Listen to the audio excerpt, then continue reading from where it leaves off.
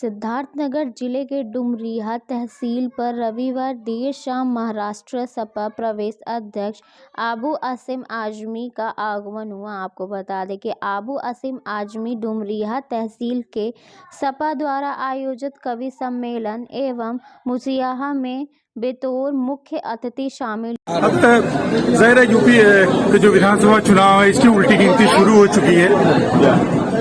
एक तरफ सपा का कहना है कि वो विकास पे चुनाव लड़ेगी, आप लोगों की पूरी पार्टी इसी लाइन पे चल रही है। दूसरी तरफ भाजपा जो है वो ज़ाहिर जातगत और इसके ऊपर कम्युनल चुनाव लड़ रही है। लेकिन अभी जो देखा जा रहा है कि भाजपा जो है वो इस चुनाव को कम्युनल करने में काफी हद तक कामयाब हुई है और आपका जो एजेंडा था वो कहीं न कहीं पीछे छूट रहा है। ऐसा क्यों हो रहा है? फिर आप क्या करेंगे? लेकिन अंधेर नहीं है। लोग जज्बात में धर्म के नाम पर थोड़ा बह जरूर जाते हैं, लेकिन बहुत देर तक नहीं। लोगों अब जिनको उन्होंने कहा था कि हम 2 करोड़ लोगों को इस देश में हर साल नौकरी देंगे, मैं उनसे पूछता हूं कि आज अगर रेलवे बिक रहा है तो उसमें 2% मुसलमान है, 98% हिंदू भाई काम करता है। ये जो कम्युनल कर रहे हैं मंदिर मस्जिद के नाम पर, ये 98% हिंदुओं की नौकरियां जो सरकारी नौकरी थी उसे खत्म करके, रिजर्वेशन खत्म करके उनको बर्बाद कर रहे हैं। अरे सरकारी नौकरी में आदमी 8 घंटे में 6 घंटे काम करा निकल जाता था, 12 घंटे काम करने पड़ेंगे, तनख्वाह कम मिलेगी। इसी तरह एयर इंडिया बिक रहा है, एयर इंडिया में 1% मुसलमान है, 98% हिंदू भाई काम करता है, 99% हिंदुओं की नौकरी जाएगी। तो ये कम्युनल जो कर रहे हैं ना, इन भाइयों की हम आंख खोलने आए हैं। फिर संभालो, अगर गंगा और जमुना में लाशें बह रही थी तो मुसलमान की नहीं बह रही थी, हमारे हिंदू भाइयों की बह रही थी, जो हिंदुत्व का दावा दे करके हिंदुओं के संरक्षण बनते हैं, उन्हीं की लाशें बह रही थी। तो उनकी आंखें खुल रही हैं। महंगाई बढ़ गई है, सबके लिए बढ़ी, खाली एक कौम के लिए नहीं बढ़ी है। और जो भी सरकार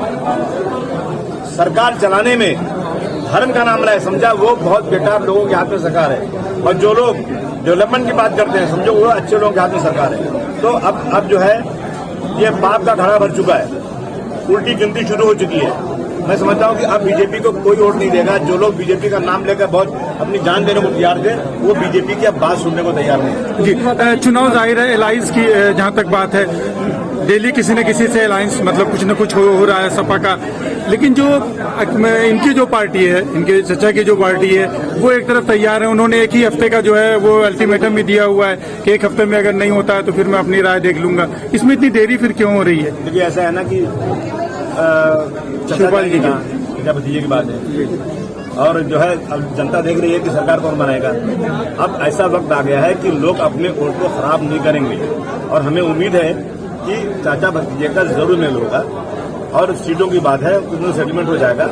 लेकिन आज जो अलायंस की जरूरत समाजवादी पार्टी को ज्यादा नहीं है, हमको बैसाखी की जरूरत भी नहीं है। आज जनता में एक लहर है समाजवादी के लिए, तो फिर हमें क्या जरूरत है?